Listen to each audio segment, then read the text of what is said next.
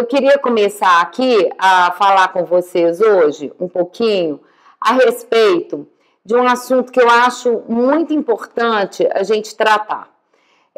O que acontece? Nós, terapeutas cognitivos comportamentais, a gente não tem muito uma ideia de como a TCC teve influência do Viktor Frankl, que é o criador da logoterapia. Muita gente não tem noção de como que isso aconteceu. Na realidade, Beck era muito próximo de Frankl, não sei se vocês sabem, assim, ele levava Frankl foi várias vezes para os Estados Unidos, deu cursos lá, o Beck o recepcionou, as pessoas que trabalhavam com Beck na época tiveram uma grande influência dos pensamentos do Viktor Frankl dentro da TCC.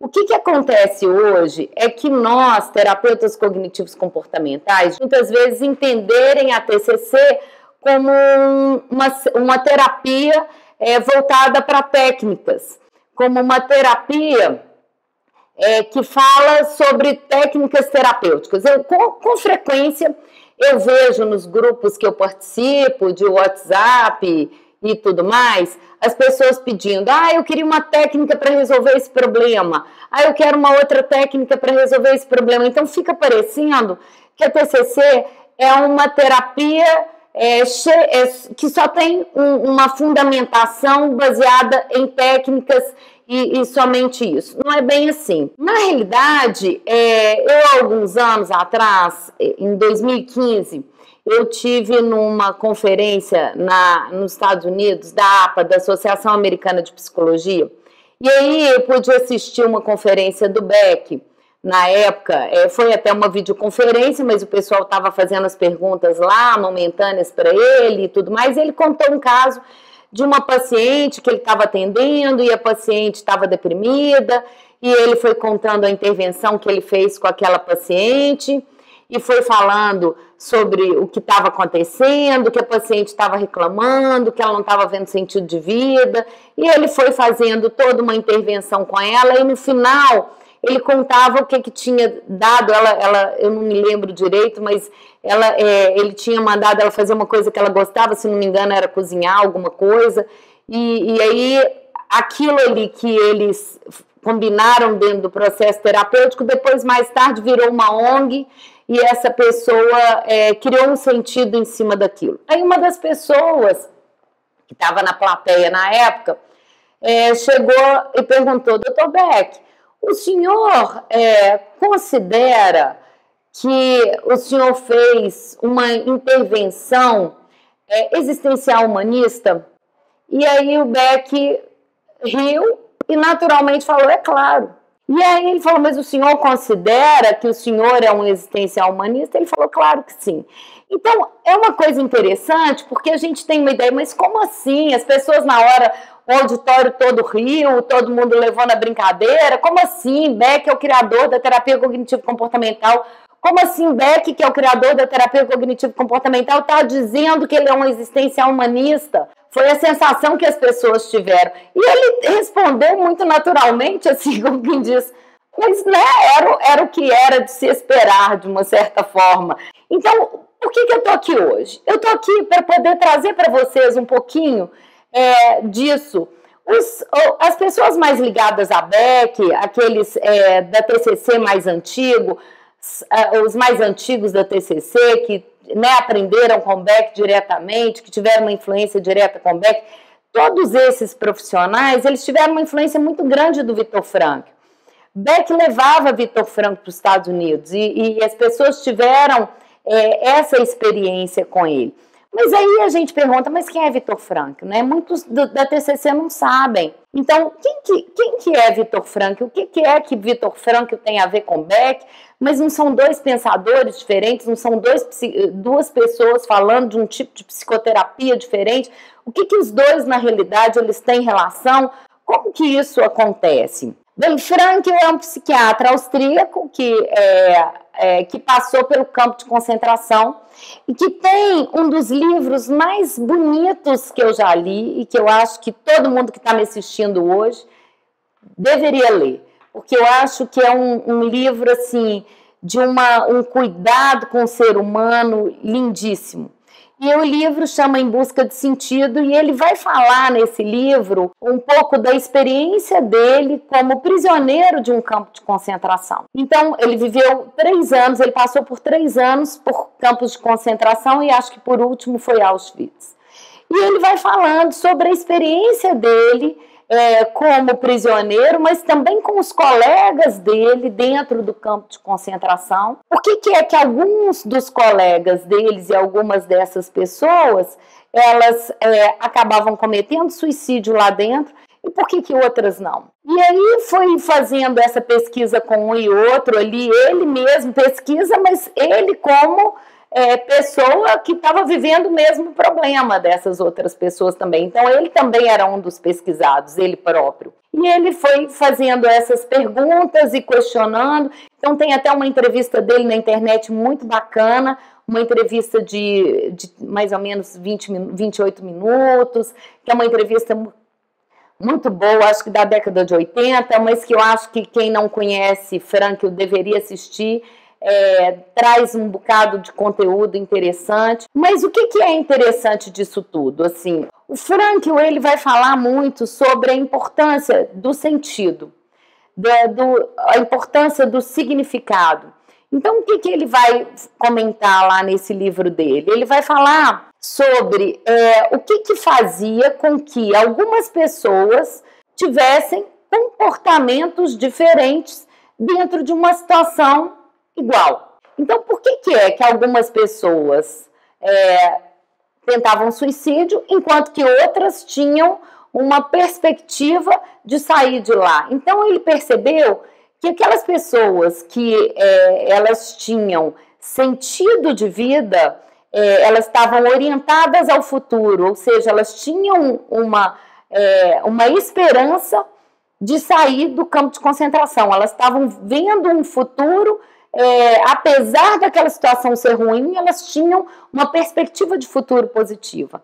Ao mesmo tempo que eles tinham uma perspectiva de futuro positiva, eles também tinham uma pessoa a quem eles queriam rever lá fora do campo de concentração. Uma pessoa ou mais pessoas que eles amavam e que eles eram muito importantes para eles e que eles queriam rever lá, após o campo de concentração. Então, eles tinham uma ideia de futuro e tinham também uma vontade de rever alguém que eles amavam no futuro. E, além disso, eles tinham uma obra que eles achavam que valia a pena se dedicar. Cada um deles tinha um desejo de fazer algo diferente, um desejo de deixar algo para a história, um desejo de fazer diferente para a humanidade ou para as pessoas, um desejo de realizar algo importante. Beck, por outro lado, ele tem aquela ideia de que não são as situações que influenciam a forma como nós vivenciamos as coisas, mas sim a forma como nós percebemos as situações que vão gerar os nossos sofrimentos. Então, de uma certa forma, Frankl e Beck, eles estão bastante conectados, porque o Beck, ao mesmo tempo que ele está falando, pensamentos influenciam emoções, que influenciam comportamentos, que comportamentos vão influenciar novamente os pensamentos. Então, isso é uma fala do Beck. E o Beck fala, não é a situação em si que determina, mas sim a forma como nós percebemos. Frankl, da mesma forma, fala a mesma coisa de uma outra forma, mas eles estão falando mais ou menos a mesma coisa. Parece que Frankl conseguiu ressignificar o sofrimento, João Vitor está falando, né?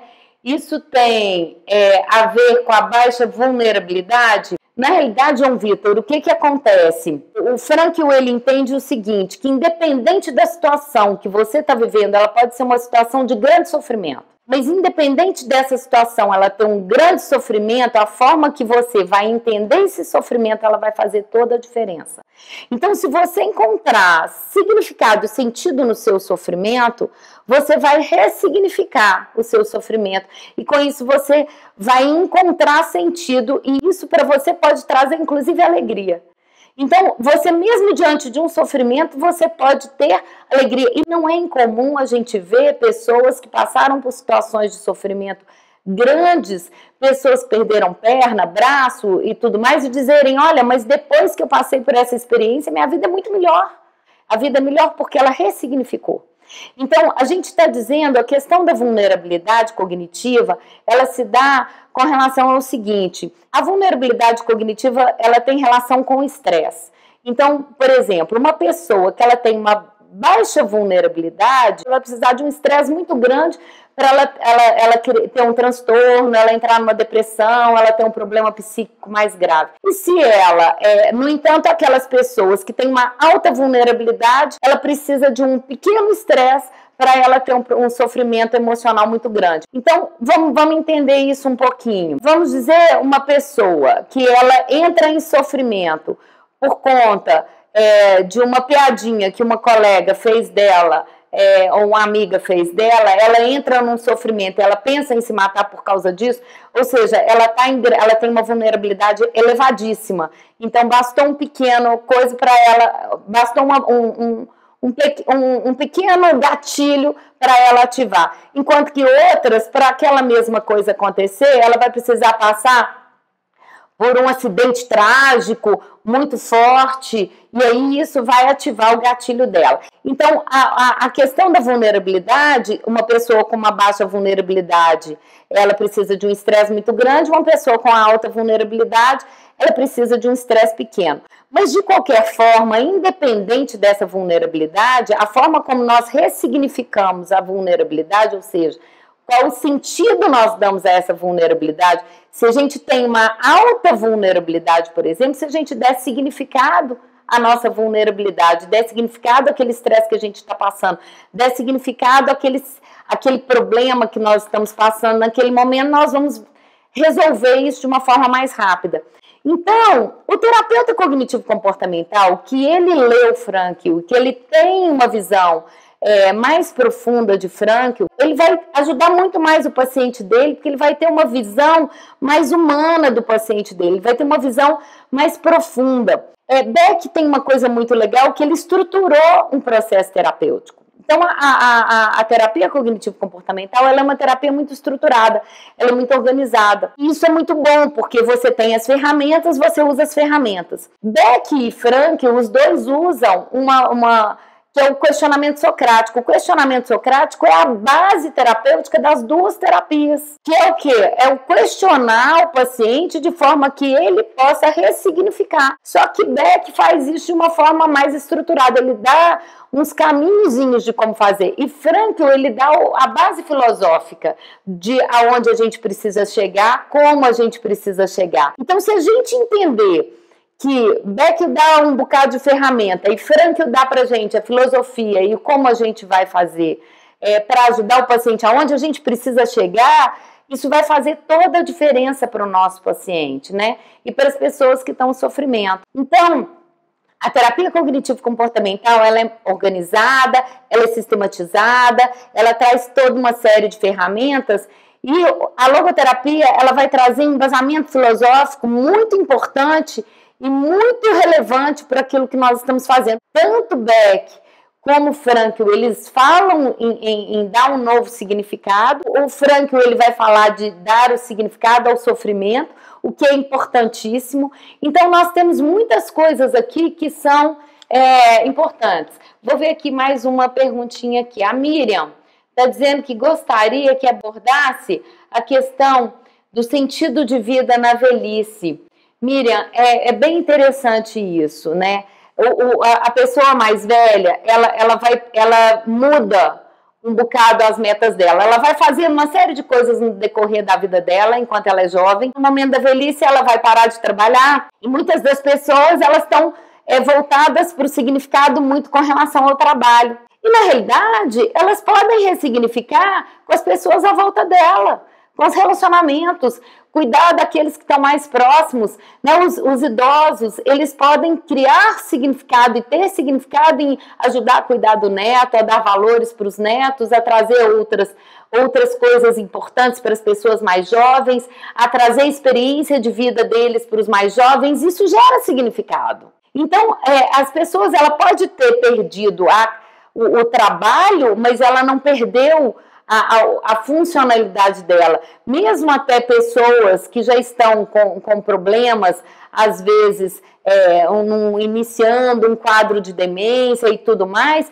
quando elas falam da história delas, geralmente elas lembram. E elas estão com essa história, muitas vezes ajudando um neto, ajudando outras pessoas mais jovens. Então, a velhice, ela traz significado se a pessoa souber utilizar. Ela tem muito significado, não é porque eu fiquei velho e que eu não tenho mais sentido, pelo contrário, eu tenho mais experiência e eu tenho mais a compartilhar. Então, isso são coisas que nós, terapeutas, podemos ajudar os nossos pacientes a criar metas novas e metas diferentes. Enquanto eles estão trabalhando, eles têm um tipo de meta, mas quando eles já estão mais velhos e não estão trabalhando mais, eles podem criar metas com significado. A gente tem sempre uma ideia, né, dentro da terapia cognitiva, vamos ajudar o paciente a criar novas metas. Mas é importante que a gente tenha metas com significado. A gente tem uma meta por si só, que é uma meta vazia, ela não faz muito sentido, mas a gente tem que ter uma meta voltada para valores. O idoso, ele faz isso maravilhosamente bem, porque ele é o responsável pela transmissão cultural, ele é o responsável por passar alguns valores importantes. Mesmo que os jovens tenham um funcionamento diferente, vocês podem ver muitas vezes os idosos se conectam muito melhor com os netos, às vezes até do que os próprios pais, apesar das gerações serem diferentes. Eles têm uma paciência maior, eles vão entender melhor quais são as questões, eles vão dar uma ideia diferente, vão contribuir às vezes mais, até fazendo a conexão dos filhos com os pais, muitas vezes. Então, isso é muito interessante. A gente pode utilizar tudo isso para poder ajudar as pessoas.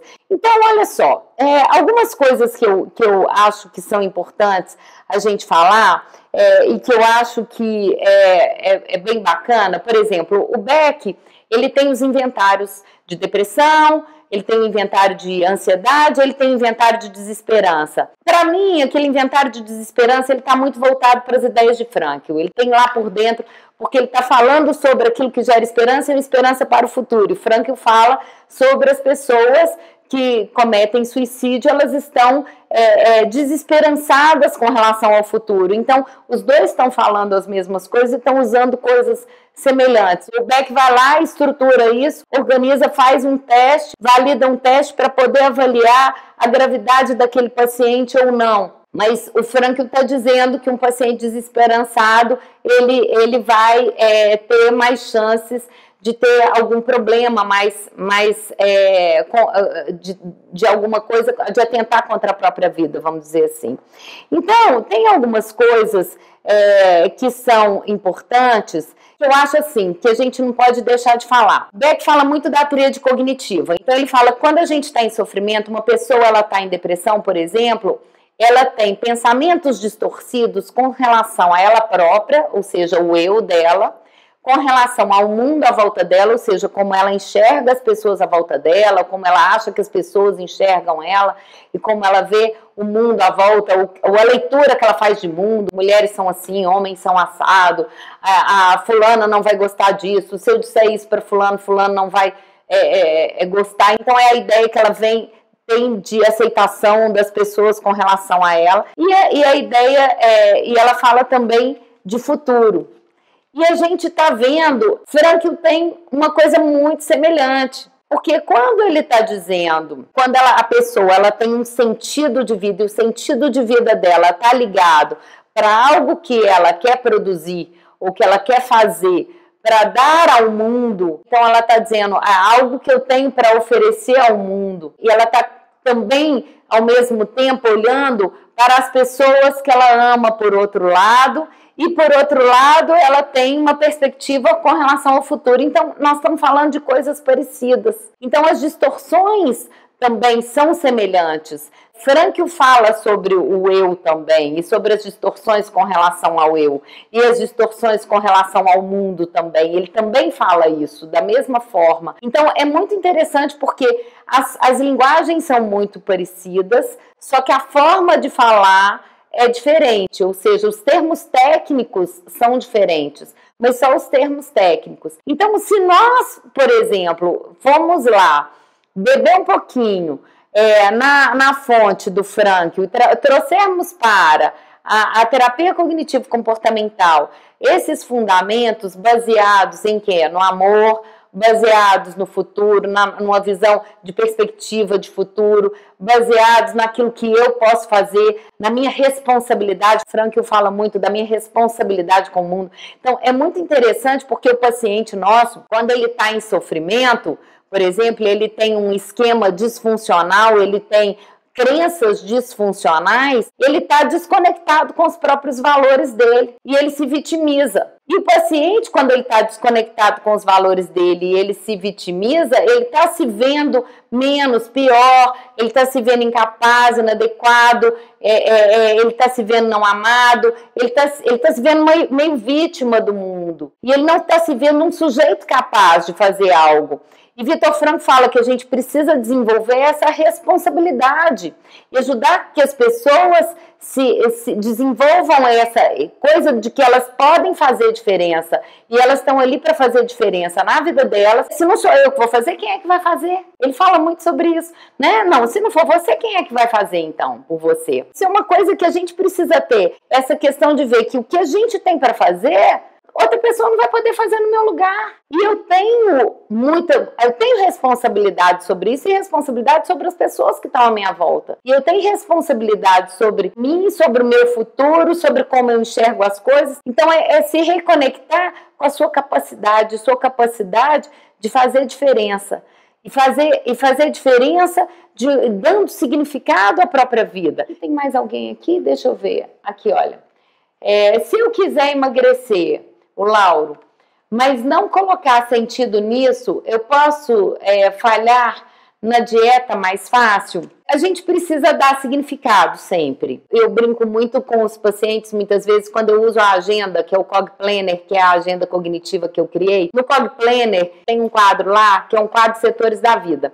E aí eu uso muitas coisas ali, que são uma série de perguntinhas, e eu faço lá para o meu paciente uma pergunta assim: o que eu tenho dificuldade? Então vamos dizer que ele me responda que ele tem uma dificuldade de emagrecer.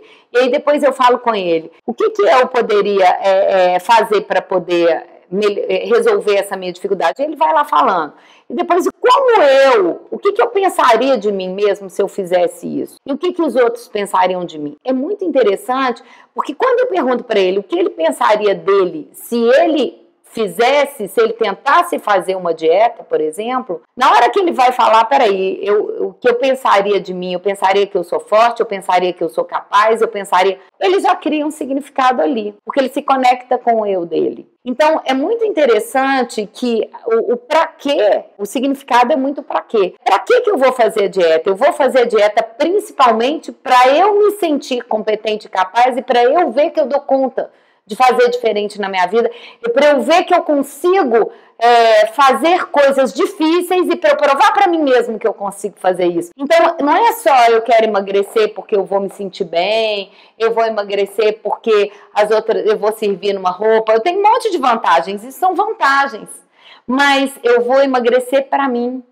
eu vou emagrecer para eu provar para mim mesmo e eu ver que eu realmente sou capaz. Então, isso daí, eu estou dando um exemplo, não sei se eu respondi sua pergunta, espero que sim. Aqui eu tenho outras aqui, vou tentar ser mais breve. Cida, para mim parece que a TCC simplesmente não foi para o aprofundamento do inconsciente, sim trouxe um método eficiente a partir do pensamento. Na realidade, Cida, não é bem verdade isso. A TCC, ela vai lá no profundo. Muitas pessoas interpretam a TCC como raso.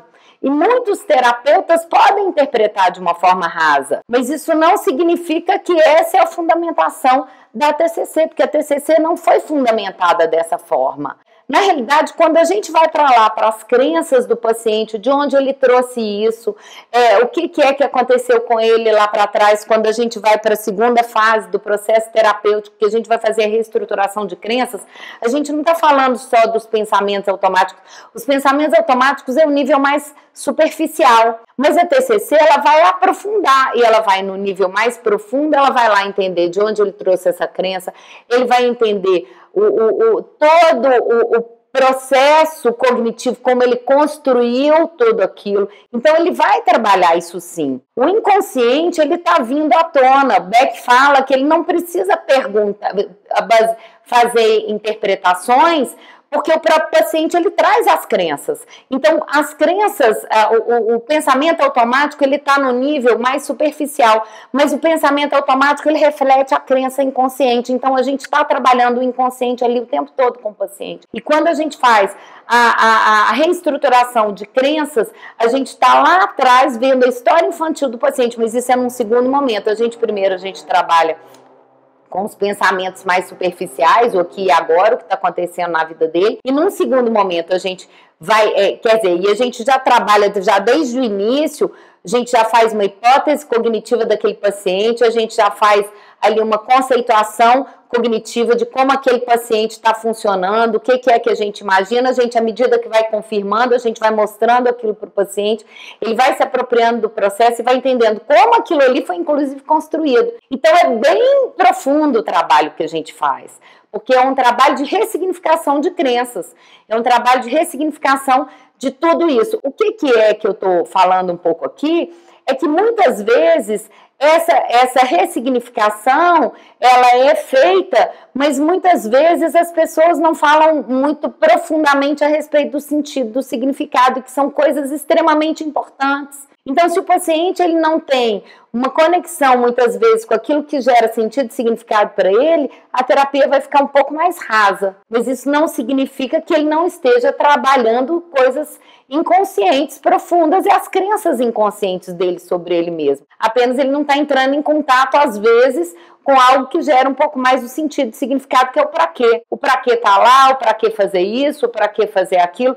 Então, assim, eu procuro sempre fazer sempre o meu questionamento socrático, ele está sempre voltado, peraí, mas para que eu faço isso? Com que finalidade? Não é só o porquê. A gente fica muitas vezes focado no porquê que o paciente... Não, a gente tem que focar no porquê, o para quê que vai trazer, às vezes, aquela importância, aquilo que realmente a pessoa valoriza. E nós, quando ele trouxer o para quê dele, a gente vai estar trabalhando os valores internos dele e a gente vai estar trabalhando o que gera significado para ele. Às vezes a gente faz isso de uma forma automática, mas sem entender que isso vem de Viktor Frankl, sem entender que isso dali a gente está trabalhando os valores. Às vezes as pessoas não têm essa conexão, e é isso que eu estou dizendo, que eu acho que é importante a gente ter essa noção de que quando a gente pergunta o para quê do nosso paciente, a gente está entendendo qual é o sentido, qual é o significado, e a gente está pegando algo mais profundo que ele precisa valorizar, que tem relação com os valores pessoais dele, e que a gente está trabalhando isso no processo terapêutico o tempo todo. A gente está trabalhando com os valores, mas muitas vezes isso não fica muito claro para alguns terapeutas que às vezes não leram um bocadinho do Frankl e não tem essa visão. Então fica, às vezes, parecendo que é um grupo de técnicas, o que na realidade não é bem assim. Então, se a gente for ler Beck, se a gente for ler as pessoas, né, todos os terapeutas cognitivos comportamentais, e for percebendo qual que é o intuito deles com aquelas técnicas todas, é resgatar o ser humano. Todos eles estão querendo resgatar o ser humano, estão querendo criar sentido, estão querendo retomar ele com relação aos valores. A psicologia positiva traz muito disso também. A psicologia positiva hoje, Seligman está falando muito hoje sobre sentido e significado, né? No novo livro dele mesmo, Florescer, ele tem falado muito disso. Não deixa de estar trazendo Frankl de novo. Então, nós temos muitos autores aí importantes trazendo todas essas... um pouco dessa filosofia lá de trás que Frankl já estava falando dentro da experiência dele do campo de concentração, e que eu acho que é importante a gente estar mostrando para vocês um pouco dessa fundamentação, para vocês entenderem melhor o que a gente está fazendo e como que a gente faz. O André está dizendo que além do Em Busca de Sentido, tem outros livros que você indica para os psicólogos da TCC. Gente, Frankl tem livros lindíssimos. Eu acho que, assim, se vocês puderem ler todos, eu acho que vale a pena. Eu, na minha tese de mestrado, eu usei vários. Eu não saberia dizer que agora os nomes deles todos. Depois eu posso até pôr para vocês lá algumas dicas no Facebook e depois listar alguns. Mas, assim, na minha tese de mestrado mesmo, quando eu fui trabalhar com o sucesso, com a ideia de sucesso, as crenças relacionadas ao sucesso, a gente acabou caindo um pouco na ideia de valores lá para trás.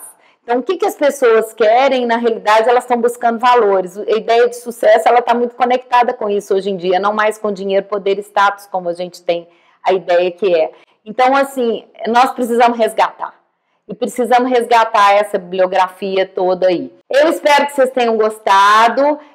Tem muito mais coisa para falar. Infelizmente, não vai dar para falar tudo aqui agora. Então, para quem não conhece a gente, vai lá, dá uma olhada lá na página, dá uma olhada lá no Instagram, lá na página nossa do Facebook, lá na nossa página da clínica também, que é o www.cognitiva.centrodeterapia.com.br.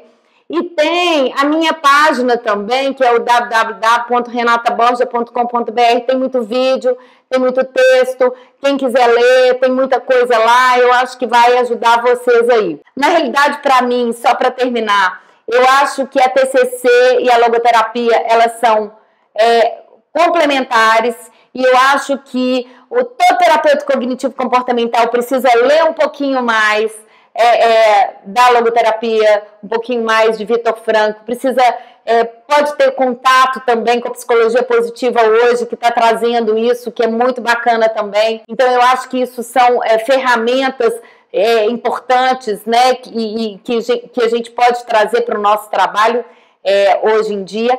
E os logoterapeutas também, se quiserem aprender sobre a TCC, eu acho que eles vão gostar muito também, porque eles vão ver como a gente traz uma forma prática para fazer as intervenções. Então, se eles já têm essa visão toda filosófica, linda, maravilhosa que Viktor Frankl traz, com as ferramentas da TCC, eles vão ficar muito mais produtivos e às vezes vão conseguir mais rapidamente os objetivos. Então, eu acho que, assim, as duas técnicas, uma tem muito que ensinar para a outra, uma tem muito que trazer coisa para a outra, e a gente tem que se informar mais a respeito. Então, fica aí o convite, quem não conhece. Depois, se alguém quiser ler o meu mestrado, eu acho que é também uma ferramenta importante, que a gente está falando de conexão com valores, a gente está falando sobre uma redefinição, ressignificação de sucesso. A gente precisa falar sobre isso na nossa sociedade hoje. Sucesso não é mais o que as pessoas imaginam que é, e o que a gente está mandando os jovens fazerem, e os jovens estão adoecendo por causa disso. Então a gente precisa ressignificar tudo isso. A gente precisa entender que sucesso não é só alcançar objetivos, metas. Muitos, né, o que a gente vê aí, quantos atletas cometendo suicídio, se eles alcançam as metas, atletas de elite. Poxa, não faz sentido uma coisa dessa. Eles alcançam as metas maiores, o que está fazendo isso acontecer? Então é porque a gente precisa ressignificar, a gente precisa trabalhar com valores, a gente precisa trabalhar com a mudança de pensamentos, modelar a nossa emoção de uma forma mais funcional, de forma que a gente possa criar comportamentos mais adequados e mais assertivos. Ó, fica aí o convite para vocês, espero que vocês tenham gostado. Beijo, gente. Fique com Deus. Tchau.